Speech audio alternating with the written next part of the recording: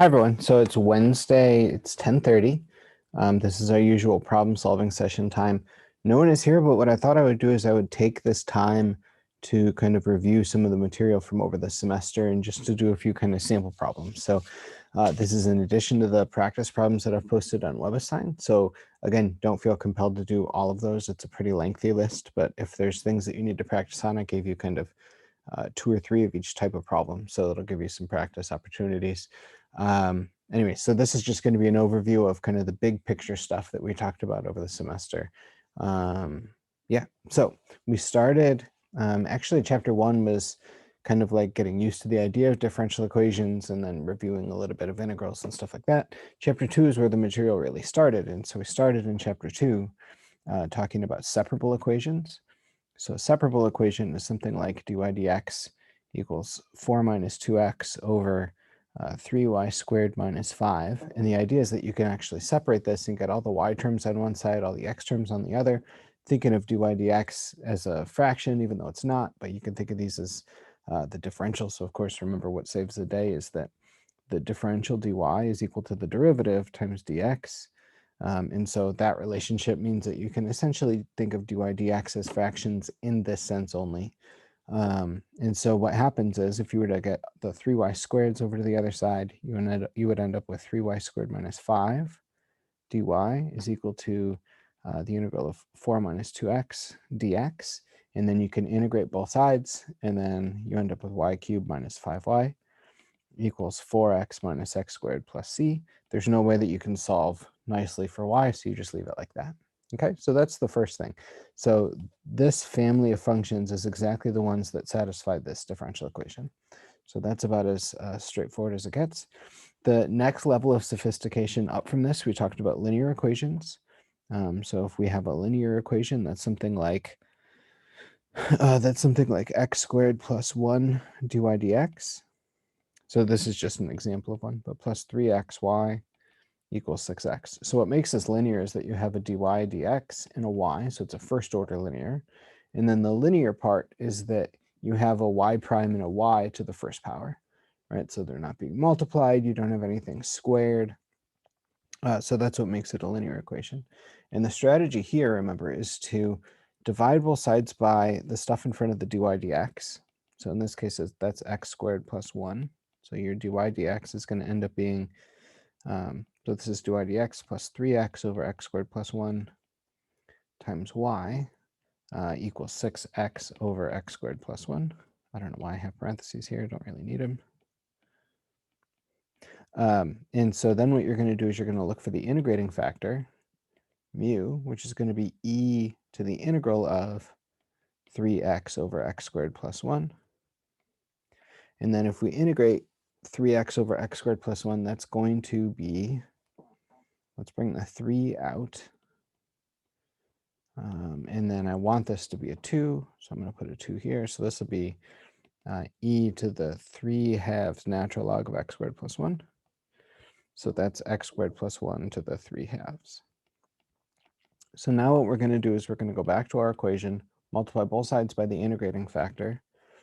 So we have x squared plus 1 to the 3/2 times dy dx plus, let's see, if we multiply by x squared plus 1 to the 3/2, that'll be x squared plus 1 to the 1/2 times 3xy. And then this is likewise 6x times x squared plus 1 to the 1/2.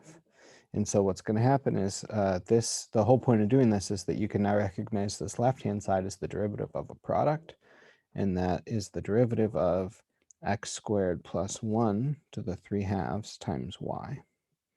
Okay, so that's the derivative, and then that's equal to the right-hand side, which is just a function of x.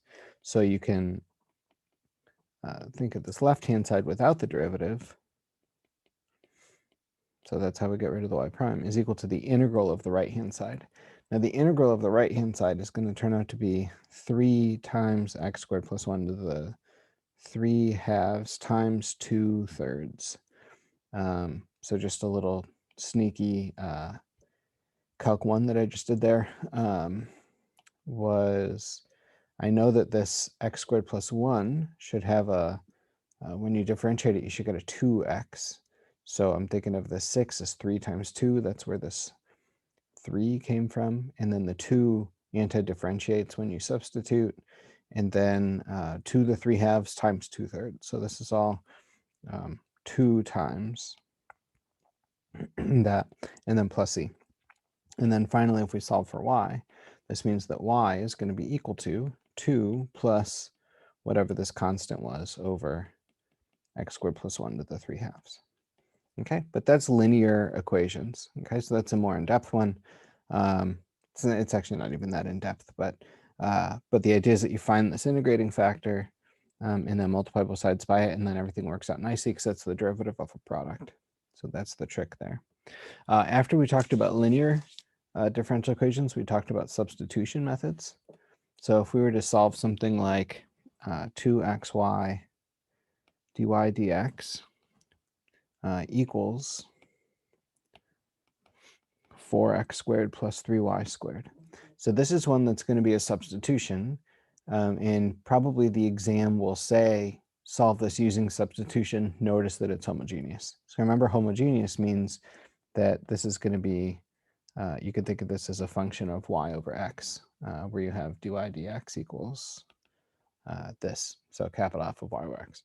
So capital F is just some function. So that's what homogeneous means. And so what that means is that we're going to substitute v as y over x. But in order to get everything to work out really nicely, I'm going to actually divide both sides by 2xy. And so we end up with dy dx being equal to 2x over y plus 3 halves y over x, because we divided both sides by xy. And now the substitution v equals y over x looks really nice. So if v is equal to y over x, then y is equal to vx. And therefore the differential dy is going to be equal to dv times x plus v times dx. And therefore the derivative dy dx is going to be x times dv dx. So x times dv dx plus v times dx dx, which is just 1. The derivative of x with respect to itself is 1. And so now we can go through and substitute, and we end up with x times dv dx plus v is equal to 2 over v, because remember x over y is 1 over v, and plus 3 halves v. Okay, and so that is that's our story there. And what we would do is, this is now a linear equation in V. I need to think a little bit about this. This is not linear, just kidding, but it is separable. And so what we're going to do is notice that this V here cancels with one of those. And so this is going to turn out to be that we have x dv dx is equal to 2 over v plus 1/2 v. And if we want, we can, since we're going to have to divide both sides by it, I might as well write the right-hand side as a fraction. So this is 2 over v plus v over 2. So that's going to be 4 plus v squared over 2v. If I did that right, it looks good. And so x dv dx is equal to 4 plus v squared over 2v, and therefore 2v over 4 plus v squared dv is equal to 1 over x dx. We can integrate, we're almost there.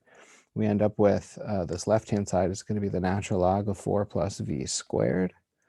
And the derivative of that will just be, yeah, so that's all set. And then this is going to be the natural log of the absolute value of x plus c. Maybe the problem will say something like assume all variables represent positive quantities, but if not, then we need the absolute value.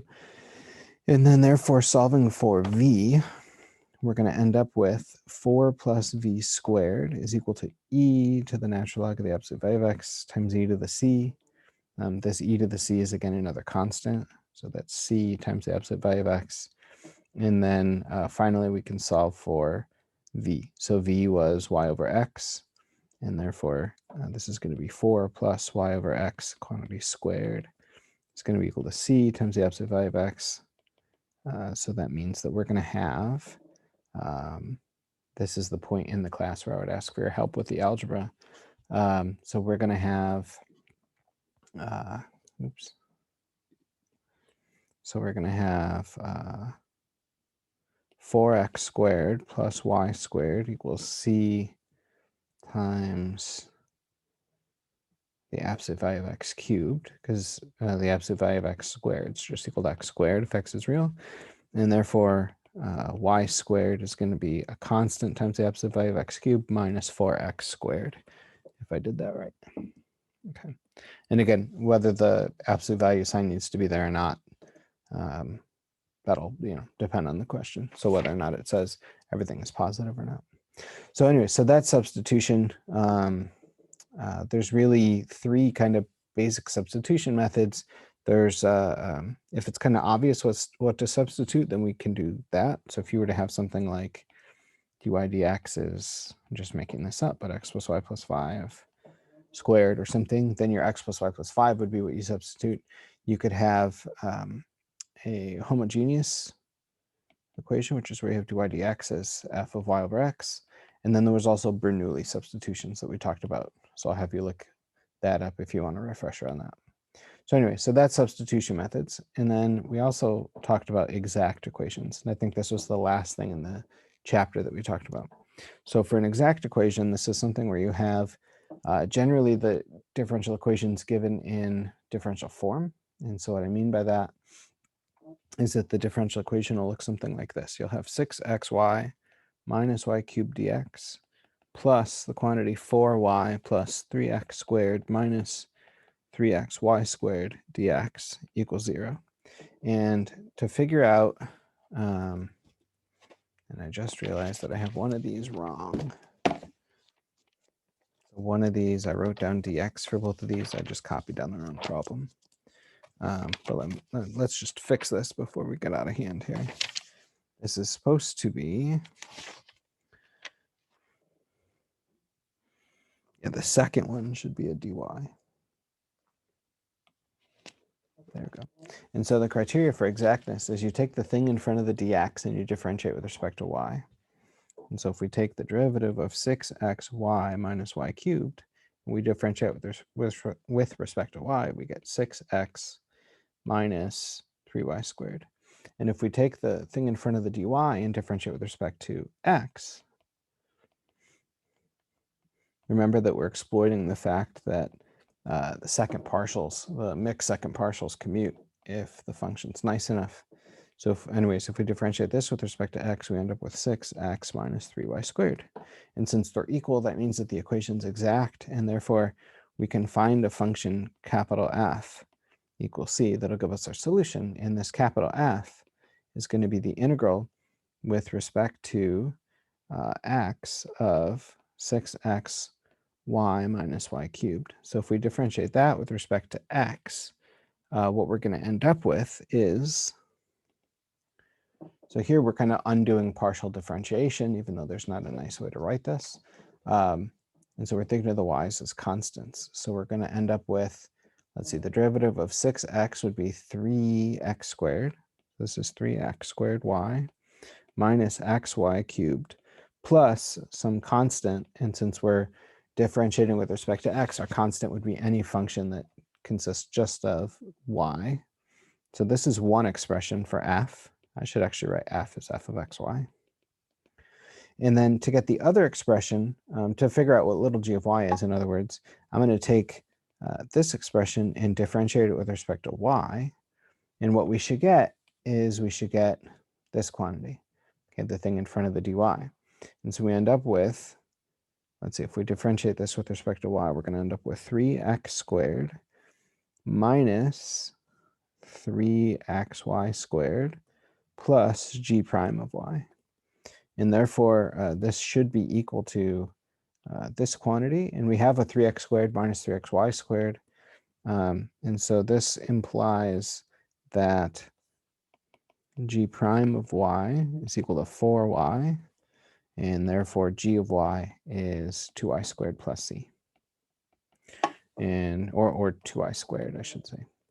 And therefore, our entire function, capital F of xy, is going to be, I don't need to write this out, but capital F is going to be, where'd it go? Capital F is going to be 3x squared y minus x cubed y, xy cubed plus 2y squared. And so then our solution is going to be capital F of xy equals c. So that means that we're going to have 3x squared y minus xy cubed plus 2y squared equals c. Okay, and so that's how an exact equation works. So that's that. In chapters, that was chapter 2. In chapter 3, we mainly did applications. Okay, so this is applications of linear equations, of first order differential equations. So this is where we did things like those temperature problems, population models, logistic growth, and so on. Okay, so chapter 3 is about applications. Chapter 4 is where we got into higher order differential equations. And so we started by talking about second order linear homogeneous with constant coefficients. This is where the terminology got out of hand, but this is where we did things like y double prime minus 6y prime plus 8y equals 0. And remember, the trick here is to remember that this is going to give, you're going to have a solution if y is e to the rx. And then when you plug this in, this leads to solving the differential, to solving the quadratic equation, r squared minus 6r plus 8 equals 0. Your solutions are going to be 2 and 4. And therefore, your solution to this differential equation is going to be c1 e to the 2x plus c2 e to the 4x. Or you can use a and b or whatever you want. Okay. If you have y double prime minus 6y prime plus 9y equals 0, what happens is that you have a solution r equals 3, and that's going to be a multiplicity 2. And therefore, our general solution is going to be c1 e to the 3x plus c2 x e to the 3x. So when you have a multiplicity of 2, you have to put the x in front. And then we had one more case. So we had one more case when we have y double prime minus 6y prime plus 10y equals 0. This means that we have to solve the equation r squared minus 6r plus 10 equals 0. And this is r squared minus 6r plus 9 equals negative 1, or r minus 3 squared equals negative 1. So that tells you that r is going to be 3 plus or minus I, because when you take square roots, you get the square root of negative 1, which is I. And therefore, if you have 3 plus or minus I, then your solution is going to be e to the 3x times c1 cosine of 1x, because this is this I here I'm thinking of as 1 times I.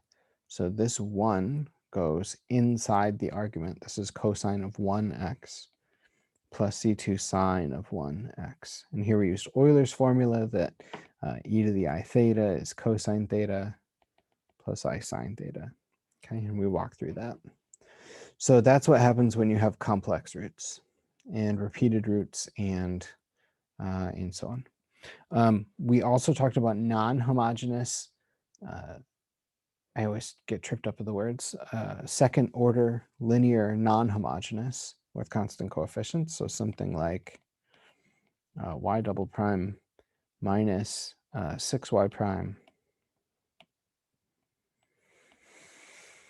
to minus 6y prime plus 8y equals 16.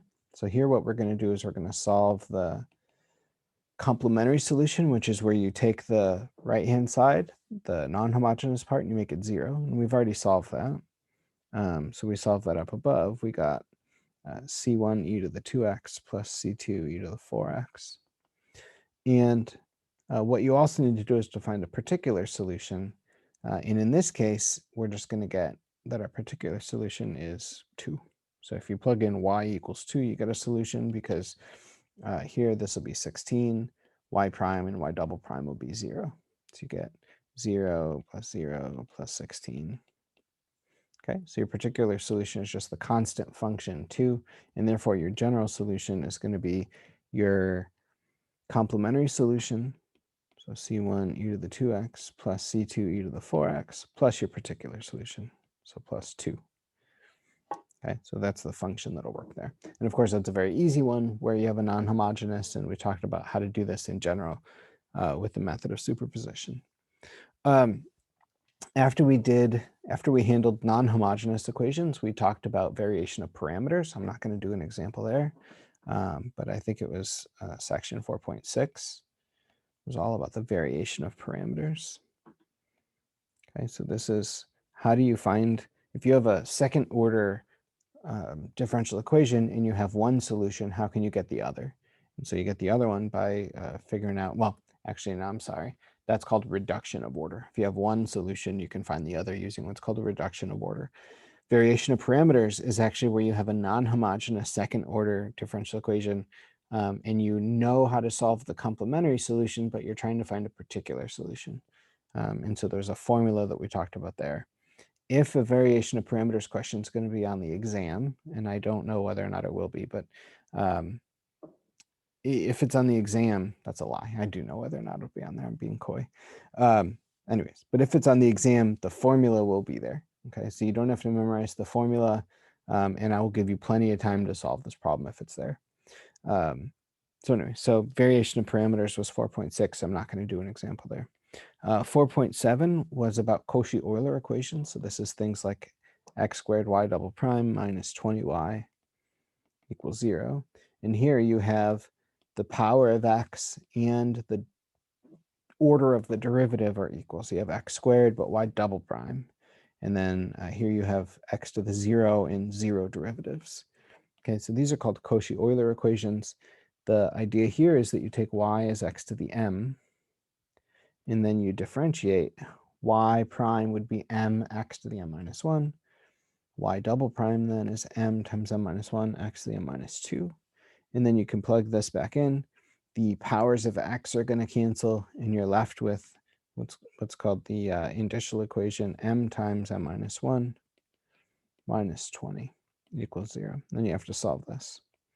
So this is very similar to what we did earlier in the chapter. So you have m squared minus m minus 20. And that means that this is going to factor as m minus 5 times m plus 4. And therefore your solutions will be 5 and negative 4. And therefore your general solution to this differential equation will be c1 times x to the 5 plus c2 x to the negative 4. Okay, so those are going to be your solutions to this equation. So that was I think it was 4.7, but I can't quite remember. And then the last thing that we did in chapter 4 was 4.9 and 4.10. 4.9 was about systems.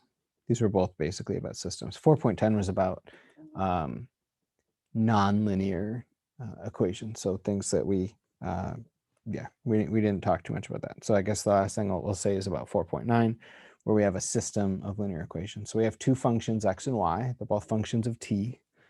And we have something like y prime is equal to 4x plus 2y. And x prime is equal to 3x plus y, something like that. And so the idea here is that you want to write this as a single equation. This turns out to give you a second order linear equation in one variable with constant coefficients, and it's homogeneous. And then we can solve that, and then you can find x and so on. So I'll at least show you how to start this. The idea is take either of these equations and solve for the term where there's only one of them. So if you take the top equation, you would solve for x. So what you'll get is you'll get 4x is equal to y prime minus 2y. So it's an equal sign. And therefore, x is equal to 1/4 y prime minus 1/2 y. And that tells you that x prime is equal to 1/4 y double prime minus 1/2 y prime. So that's going to be x prime. And then what we can do is we can go back and we can look at the second equation. So we can take our terms for x prime and our term for x, plug these back into this equation here, the second equation. And then what we end up with is we end up with 1/4 y double prime minus 1/2 y prime is equal to 3 times the quantity of 1/4 y prime minus 1/2 y plus y. And so that tells you that we have, let's see, 1/4 y double prime minus 1/2 y prime is equal to 3/4 y prime minus 3/2 y plus y. And some stuff simplifies here. Let's see. So what's going to simplify is we'll end up with 1/4 y double prime minus 5/4 y prime plus 1/2 y. And since I don't like fractions, nor does anybody else, let's write this as y double prime minus 5y prime plus 2y equals 0. This is not chosen to be a particularly nice problem, but now this leads to, like we said, a second order linear with constant coefficients. It's homogeneous. We can apply the methods of earlier in the chapter, solve for y. Remember that we're thinking of x and y as functions of t. So whenever I write y prime and x prime in this context, I mean y prime of t and x prime of t and y double prime of t and so on. So you could solve for y, and then once you have y, then what you could do is you could go back and plug in y prime and y and solve for x. Okay, and that's the basic strategy. Again, I just made this problem up. I didn't find it anywhere, so it didn't work out particularly nicely. So I think that's all I wanted to say about chapter 4. Chapter 5 was again about applications. So this was really about applications of second order linear equations. So this is where we talked about the motion equations where you have mass on a spring and a dampener, and I call these mechanical vibrations. But that was basically what chapter 5 was about, was these applications and things like the pendulum. So anyways, the caliber problems that you can expect here would be something similar to what you saw in chapter on exam 2. Okay, so that's about as in-depth as I would ask. Chapter 6 was all about power series. So I don't really have too much more I want to say here, because I feel like we spent a sufficient amount of time talking about power series, but we had just the regular power series method where we solve things like, again, just making this up, y double prime equals 4x squared y, something like that. So we did power series method to solve that type of an equation. And then we also spent a little bit of time in the latter half of chapter 6 talking about these special cases where you have things like the Bessel functions and the gamma function and a few things like that. So we did talk about power series in that context. But again, these problems will be similar to what are on the practice test. So I don't really feel the need to go over this too much. And then finally in chapter 7 are Laplace transforms. So these should be freshest in our mind, I think, of all the methods that we've talked about.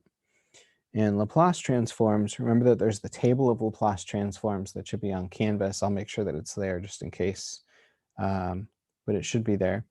And with Laplace transforms, what we do is we take this differential equation. So I'm just going to take one here from a book, x double prime plus 4x equals sine of 3t.